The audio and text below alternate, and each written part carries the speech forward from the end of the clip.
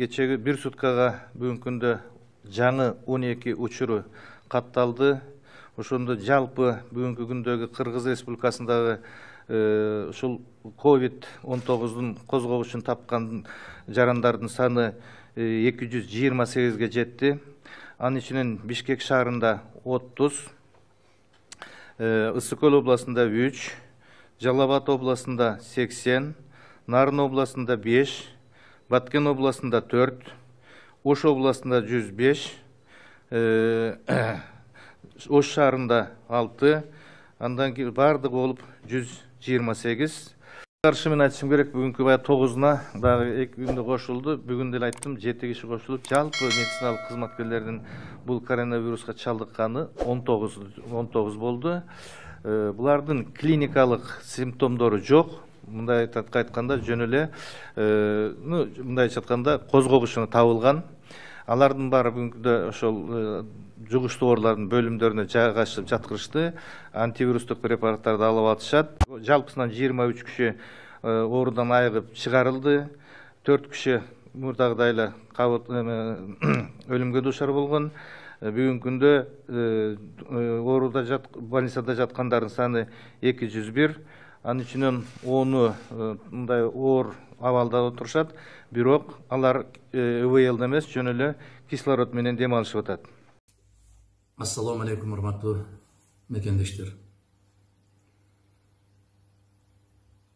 Телевизорду карасаңар деле, радиону уксаңар деле, кайсы жакты карабасаңар, баардык жактан коркутуу, үркүтүү, ары баспа, бери баспа, амандашпа, көчөгө чыкпа. Белгилүү инсандар деле карасаң ошолордун баары тотугучтай кылып кайталап, эмне үчүн деп сурасам, эч ким жооп бере албайт. Тажы вирусу жугат дейт. Ал кантип жугат экен? Тажы вирусунан этият болгула дейт. Кантип? Баягындай чыптама кийип алгыла дейт.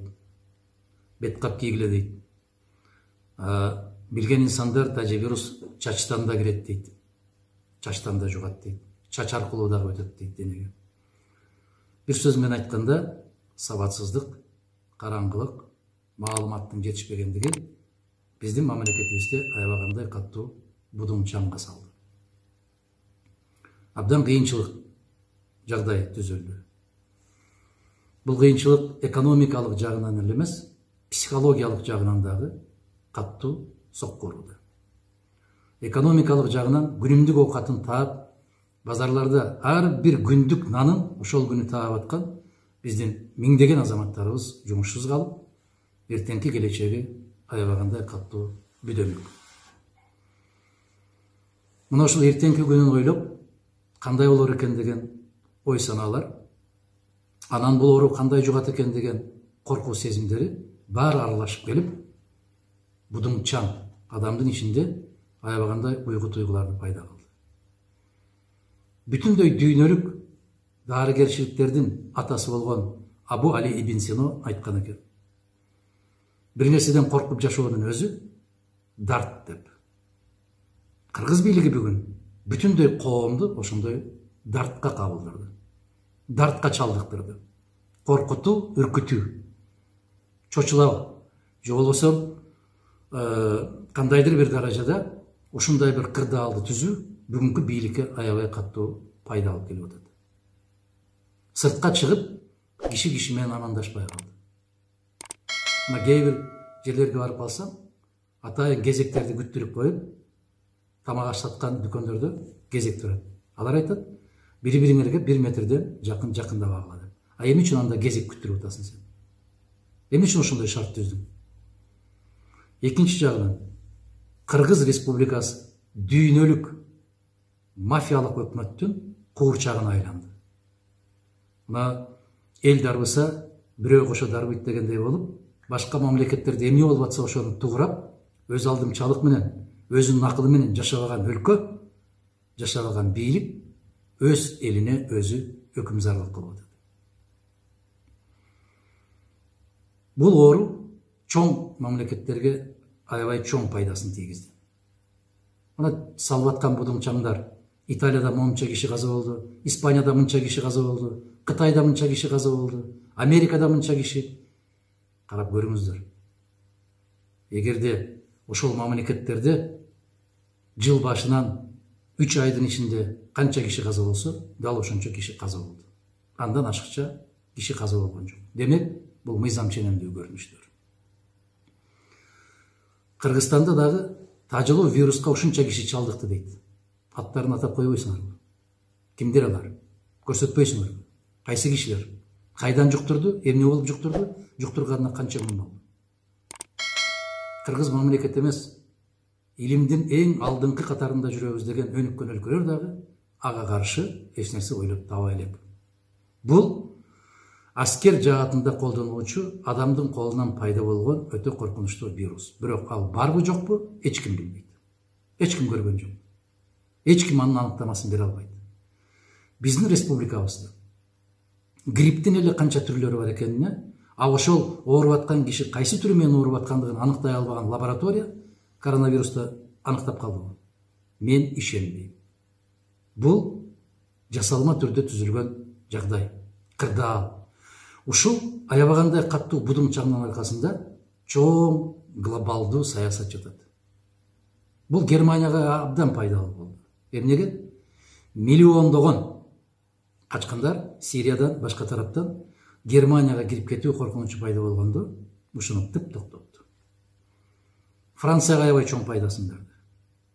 Бийликке каттуу талап коюп, сары чыптамалар, жолтой жилети чыгып атканда, мына тыйып токтотуп койду. Эмнеге? Коменданттык саат киргизди. А жөнөкөй учурда коменданттык саат киргизсе, анда эл аны көтөрмөк эмес. Кандай жол менен киргизүү керек? Коркутуу жолу менен. Аны дагы тез коркунучта турган коомдон пайдаланып, мыйзамдарды шакылдатып алып салыш керек. Керектүү мыйзамдарды. Италияда бир жылда токтобой койгон өкмөт, кайра шайлоолор болуп аткан өкмөт тып токтоду да калды. Ошон үчүн ызы-чуу, будуңчаң ал жерде эң көбү. Украинаны карап көрүңүздөр. Бул жактан тажылуу вирус деп айгайды салып коюп, көчөгө кишилерди чыгарбай коюп, түнү менен парламентти айыл чарбага таандык болгон жерлерди сатуу жөнүндө мыйзамды кабыл алышты. Бул чыккынчылык. Башка мамлекеттерди карасаңыздар, адам эркиндигин тыюу жөнүндөгү мыйзамдардын баары бир күндө 3 окуудан кабыл алышып, мыйзамдаштырып атышат. Бул өтөт. Өткөндөн кийин кайда болобуз биз? Белоруссиянын президенти Александр Григорьевич Лукашенко каттуу маселе койду. Булар өтөт. Ошон үчүн Белоруссия өзүнүн позициясын кармап келатат. Эртең биз бул тажылуу вирус коркунучу, дүйнөлүк атайын колдон жасалган коркунуч бүткөндөн кийин биздин ордубуз кайда болот? Бул дүйнөлүк масштабтагы менчикти бөлүштүрүү саясаты жүрүп атат. Байлыкты бөлүштүрүү саясаты жүрүп атат. Ошонун ичинде Кыргызстан куурчак болбой эле койсо болмок. Бийлик башындагылар ойлонсо болмок. Дарбыган мамлекеттерге кошуп дарбып, карап отурат кечинде. Россияда президент эмне дейт, өкмөт эмне дейт, эртеси тоту куштай болуп ошону сайрап чыгат. Өзү билген кишидей болуп чыгат. Мунун баары куурчакчылык. Мунун баары тоту куш саясаты. Өзүңдүн аракетиң кандай? Эртең Кыргыз Республикасы кайда болот? Россияда 100 миңдеген биздин жарандарыбыз жумушсуз калып отурат. Өз жарандарына алар айлык акысын 1 айлык сактоо менен деп тыюу салды жумушка. А биздин жарандар эмне кылат? Алар кайрылып келсе кайда жайгаштырасын? Бизде буудай өндүрүүчүлөрдү класс катары жок кылдыңар, тыйып салдыңар. 3 тегирменчи мыйзам жаза коюп, буудайды жок кылды. Эртең күркүрөгөн күз келет, кычыраган кыш келет. Эртең бул тополоң бүткөндөн кийин ордубуз кайсыл жерде болот? Бүгүн күнүмдүк оокатын таап иштеп аткандар үй бүлөсүн бага албай калса ага кандай жардам бересиң? Кантип ушул жолдон чыгасың? Кандай программаң бар? Шымын булгап алгандай болгон өкмөтүңдөн пайда чыгабы? Бирин кетирип, экинчисин кетирип, үчүнчүсүн кетирип, төртүнчүсүн кетирип, тек гана Абылгазиев аман калса болду деп отурган президенттин келечеги кандай болор экен? Сага Абылгазиев керекпи? Же Кыргызстан керекпи? кечээ депутаттар Абсамат Исхак Масалиев абдан туура маселе койду. Аны менен чогуу келген ушулар менен Кыргызстанды өркүндөтөбүз дегендерден эч ким калбады, Абылгазиевден башкасы.